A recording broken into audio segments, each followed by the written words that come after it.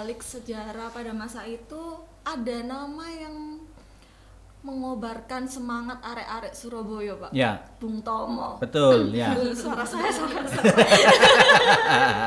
Harus semangat juga. Terlalu semangat jadi serak suara saya. Semangat 45 masalahnya ini. Bung Tomo. Jadi Bung Tomo pada kala itu memberikan semangat kepada arek-arek Surabaya melalui radio. Ya. Itu bagaimana, Pak? Bisa diceritakan? Jadi Bung Tomo ini sebenarnya awalnya seorang wartawan ya. Seorang wartawan, tapi begitu di Surabaya ini pecah berbagai pertempuran sebelum 10 November itu ya, karena pertempuran di Surabaya itu kan sudah sejak Oktober ya. Nampaknya kemudian Bung Tomo ini ingin mengobarkan ya semangat arek-arek Surabaya itu. Makanya beliau kemudian menghubungi Menteri Penerangan pada waktu itu di Jakarta, Pak Amir Syarifuddin ya, untuk minta alat radio dalam rangka untuk mengobarkan semangat arek-arek Surabaya itu. Nah, oleh Pak Amir Syarifuddin itu kemudian diberi radio bekas. Nampaknya ini radio rampasan ini dari Jepang ya. Kemudian dikasihkan ke Bung Tomo. Ini radio ini silakan nanti diperbaiki dan dipakai. Nah, setelah di Surabaya radio itu bisa diperbaiki oleh Bung Tomo dan kemudian dipakai oleh Bung Tomo dalam rangka untuk mengobarkan semangat arek-arek Surabaya dalam rangka melawan tentara Inggris itu. Dan Bung Tomo memang setiap malam itu dia pidato di radio itu dalam rangka untuk mengobarkan semangat arek-arek Surabaya sekaligus mengadakan siaran untuk menyiarkan kondisi kota Surabaya ke dunia internasional. Nah, waktu itu Bung Tomo dibantu oleh orang dari Inggris ya, namanya Ketut Tantri itu ya, keturunan Inggris tapi tinggal di Amerika. Ketut Tantri ini seorang yang dulu pernah tinggal di Bali, kemudian datang ke Surabaya dan melihat semangat arek-arek Surabaya yang sangat berkobar-kobar itu dalam rangka melawan Inggris itu. Maka Ketut Tantri ini yang nama aslinya tentu saja bukan Ketut Tantri ya, itu kemudian membantu Bung Tomo itu tadi siaran. Ketut Tantri karena dia pintar bahasa Inggris, dia mengadakan siaran berbahasa Inggris untuk dunia internasional. Sementara Bung Tomo dia dengan lantang itu tadi mengobarkan semangat bertempur, menyuruh seluruh elemen masyarakat Surabaya untuk bahu-membahu melawan tentara Inggris. Sehingga kalau kita lihat atau kita dengarkan rekaman pidato Bung Tomo, wah kita merinding ya. Karena begitu semangatnya beliau itu menyerukan perlawanan terhadap tentara Inggris atau tentara sekutu yang pada waktu itu ngebomi kota Surabaya itu. Dan saya kira semangat arek-arek Surabaya dalam rangka melawan penjajah dalam hal ini tentara Inggris itu saya kira salah satunya ya karena dikobarkan oleh pidatonya Bung Tomo pada saat itu gitu ya. Sangat berjasa berarti. Sangat berjasa. Ibarat kalau di dalam pertempuran pada zaman dulu itu penabuh genderang perang gitu ya. Nah, Bung Tomo menggunakan radio, memanfaatkan radio yang itu didengar oleh masyarakat, oleh arek-arek Surabaya di kampung-kampung, di pojok-pojok kota pada saat itu gitu. Kalau misalnya itu Bung Tomo tidak menyuarakan lewat radio itu gimana Pak? Kemungkinan yang terjadi gitu Pak? Ya, saya tidak bisa membayangkan ya bagaimana sebuah perang tanpa ada yang pengobar komando, komando dan pemberi semangat gitu ya. Dan karena Bung Tomo berpidato dengan sangat lantang dan berkobar-kobar itu kan otomatis kan yang mendengar itu kan langsung terpanggil hatinya, terbakar hatinya dan kemudian ya bergabung dengan teman-teman lain untuk berperang melawan Inggris itu gitu. Ya, karena itu Bung Tomo makanya dijadikan seorang pahlawan ya Pak. Betul. Nah, Bung Tomo akhirnya pada tahun 80 berapa ya, beliau kan naik haji dan kemudian meninggal di mana? Di Mekah itu. Nah, kemudian setelah jenazahnya dipindah ke sini, nah baru beberapa tahun yang lalu kemudian ditetapkan sebagai pahlawan ya oleh pemerintah Indonesia itu. Karena memang jasanya sangat besar. Sangat besar sekali. Dalam pertempuran 10 November itu. Ya. Bapak sendiri memandang sosok pahlawan itu seperti apa, Pak? Ya, kalau pahlawan secara umum itu kan orang yang menjalankan tindakan ya, melampaui dari tindakan yang biasanya yang bisa dilakukan oleh masyarakat awam, masyarakat biasa. Jadi kalau saya misalnya, saya sebagai seorang dosen, ya kalau saya hanya ngajar biasa-biasa saja, saya mungkin tidak akan dianggap sebagai seorang pahlawan. Iya. Tapi kalau saya bisa mengajar dengan jauh lebih tinggi dari ekspektasi masyarakat, misalnya saya mengajar di pedalaman, di hutan-hutan, mengajar anak-anak yang anak-anak terpencil gitu ya, dengan semangat tinggi, ya saya bisa dianggap sebagai seorang pahlawan. Sama misalnya seorang bidan ya, seorang bidan yang menjalankan pekerjaan kebidanannya dengan biasa-biasa saja, menolong orang melahirkan misalnya di rumah sakit gitu ya, itu orang tidak akan melihat sebagai seorang pahlawan. Tapi manakala bidan ini mampu bertugas, menjalankan tugasnya itu melebihi kapasitas dia sebagai seorang bidan yang biasa-biasa saja, misalnya dia menggunakan perahu kecil berkeliling pulau-pulau untuk menolong orang melahirkan, ya dia bisa kita kategorikan sebagai pahlawan ya.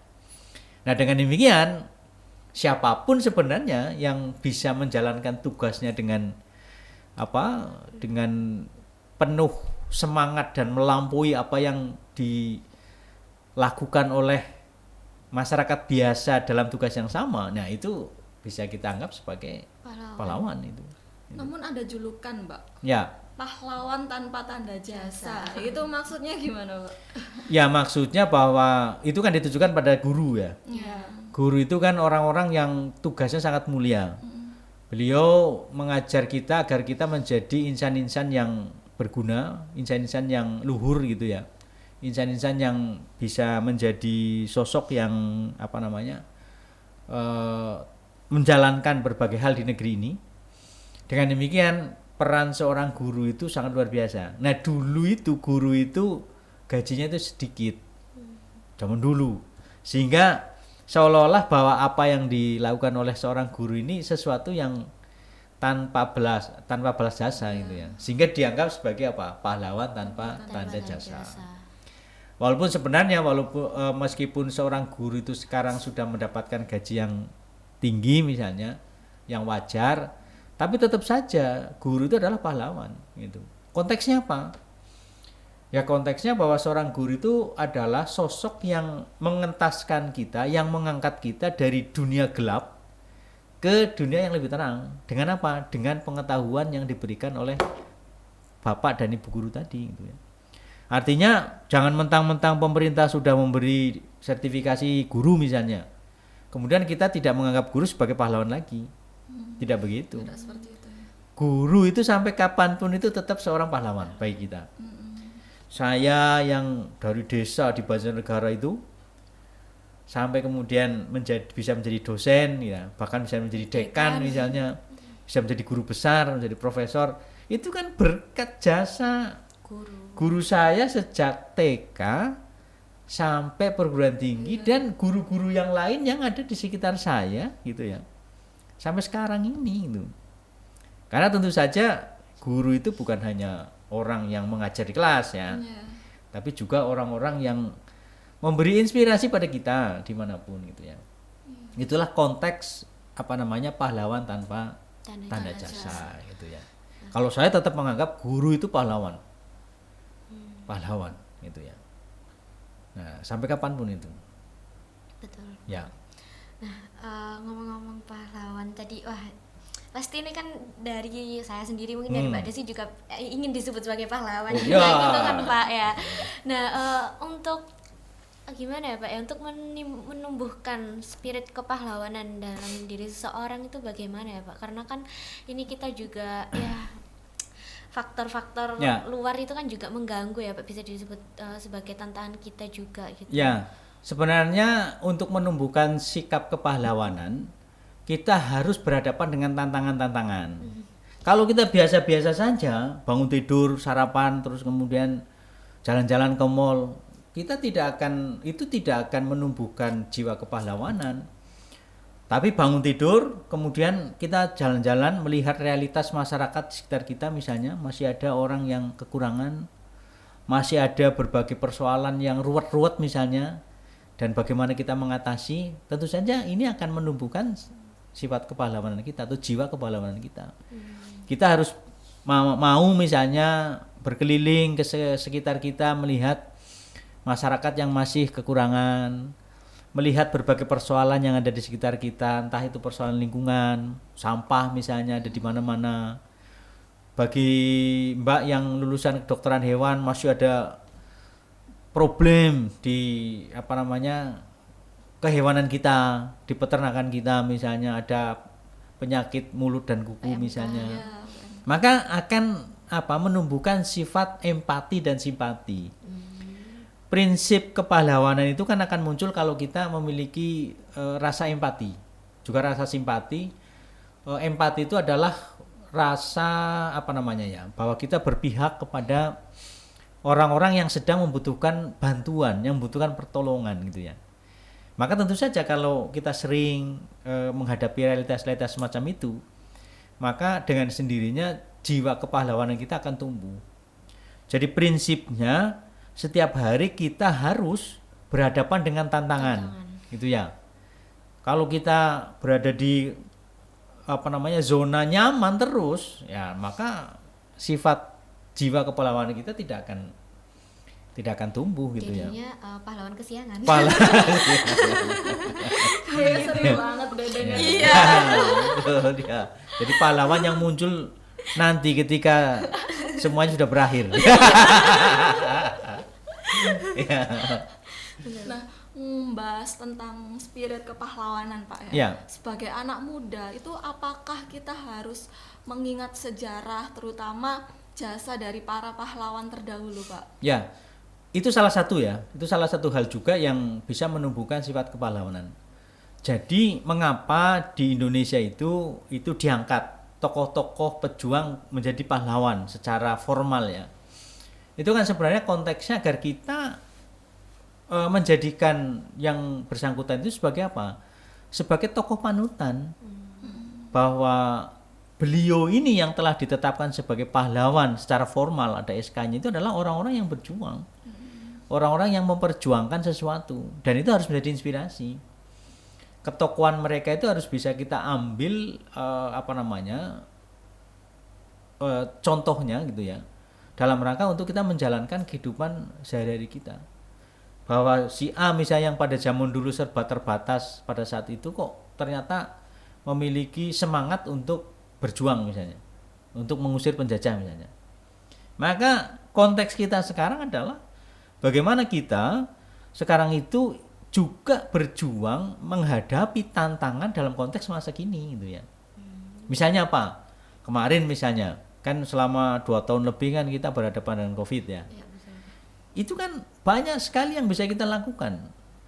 Banyak hal yang dalam situasi pandemi itu yang harus ditolong. Yang sederhana misalnya, salah satu cara menghindar atau cara mengurangi penyebaran COVID kan harus pakai masker. Ya kita harus ikut, itu harus taat. Nah, dengan kita berkontribusi memakai masker saja kita sudah menerapkan jiwa-jiwa kepahlawanan itu gitu. Karena apa? Karena kita dengan sukarela, dengan ikhlas melakukan sesuatu yang itu akan mencegah terjadinya bahaya yang lebih luas gitu ya. Apalagi kalau kita kemudian juga turut andil dalam mengatasi atau mengurangi beban tetangga kita yang terdampak COVID itu. Itu jelas itu adalah bagian dari itu adalah jiwa-jiwa kepahlawanan itu. Misalnya kita berkontribusi menjadi relawan, mengumpulkan donasi misalnya, dan donasi itu kemudian kita kita bagikan kepada orang-orang yang membutuhkan itu ya. Itu adalah implementasi dari nilai-nilai kepahlawanan itu. Dan setiap saat kan tentu saja kita akan berhadapan dengan situasi-situasi yang memang membutuhkan semangat dan jiwa kepahlawanan. Artinya misalnya bencana. Indonesia adalah salah satu negara yang ancaman bencananya besar. Nah, di sanalah kita sebagai generasi muda itu juga harus berkontribusi manakala negeri ini membutuhkan peran kita.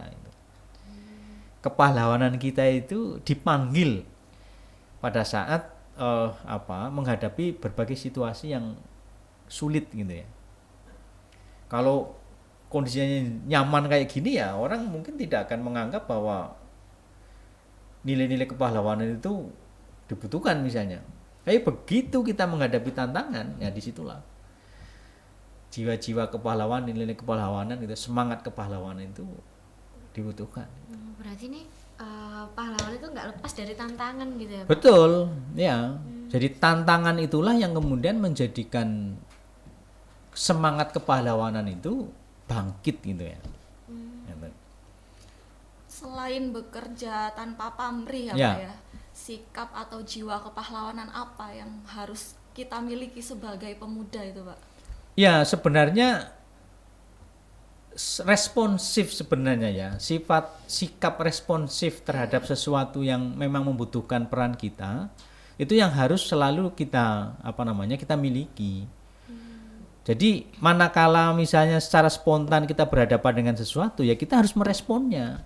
Nah, respon itu tentu saja yang diharapkan adalah respon yang positif gitu. Jangan sampai kita sebagai generasi muda merespon sesuatu tapi responnya adalah negatif, ya itu berarti di sana tidak ada nilai-nilai kepahlawanan.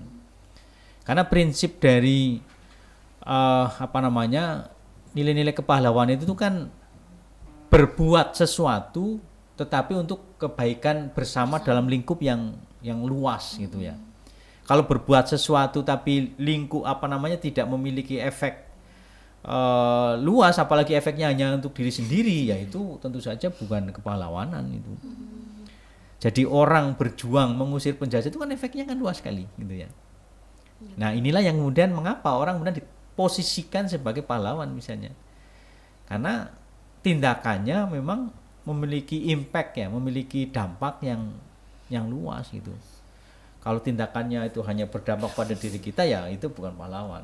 Gitu ya. Pahlawan bagi dirinya sendiri. Bisa saya artikan Ya. sebagai artian tanggap gitu ya, Pak ya. Betul. Jadi kita melihat situasi lalu memberikan kontribusi Ya, gitu ya. tepatnya semacam itu. Sesuai Artinya sama itu juga ya Pak, sama uner hebat itu yang betul itu. agile, yang Ya, lincah itu. ya. Jadi sifat-sifat kita itu merespon dengan cepat gitu ya. Tanggap dengan apa yang terjadi di sekitar kita. Misalnya ada orang jatuh, ya kita harus langsung menolong gitu ya. Ada orang yang kesusahan, ya kita harus langsung menolong gitu. Itu namanya tanggap itu tadi. Tanggap dengan cepat gitu ya.